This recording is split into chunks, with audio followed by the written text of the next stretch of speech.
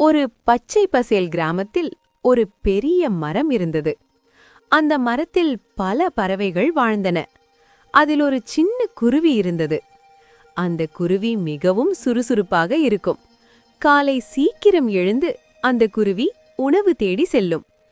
தன் கூண்டை தினமும் சுத்தம் செய்யும்.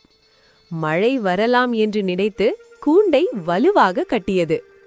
அதே மரத்தில் ஒரு காகம் இருந்தது. காகம் மிகுந்த சோம்பேறி. எந்த வேலையும் பிறகு பாப்போம், நாளைக்கு செய்வோம் என்று எப்போதும் வேலையை தள்ளி வைக்கும். ஒரு நாள் குருவி சொன்னது காகத்திடம், மழைக்காலம் வரப்போகிறது, நம்ம கூண்டை நன்றாக கட்ட வேண்டும் என்று. காகம் சிரித்துக்கொண்டே, இப்போ வெயில் தான் அடிக்க, பின்னாடி பாத்துக்கலாம் என்றது. அதை கேட்ட குருவி அமைதியாக தன் வேலையை செய்தது.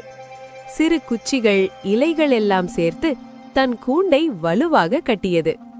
சில நாட்கள் கழித்து திடீரென வானம் கருமையாக மாறியது. பலத்த காற்று வீசியது. மழை கொட்டியது.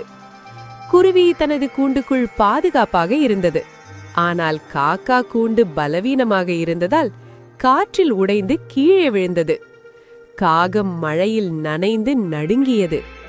காகம் மிகவும் பயந்தது. காகம் குருவியிடம் வந்து சொன்னது, நான் உன் சொல்லை கேட்கவில்லை, என்னை மன்னித்துவிடு, இப்போது எனக்கு உதவி செய்ய முடியுமா என்றது. குருவி உடனே சொன்னது, நாம் நண்பர்கள்தானே, என் வீட்டிற்குள் வா என்று அழைத்தது. காகம் மிகவும் மகிழ்ந்தது. இருவரும் சேர்ந்து மழையை கடந்து பாதுகாப்பாக இருந்தனர். மறுநாள் காலை சூரியன் உதித்தது. காகம் சொன்னது, இனி நான் சோம்பேறியாக இருக்க மாட்டேன், உன்னை போல உழைப்பேன். அதன் பிறகு இருவரும் சேர்ந்து மிகவும் வலுவான கூண்டை கட்டினர். அவர்கள் நல்ல நண்பர்களாக வாழ்ந்தனர்.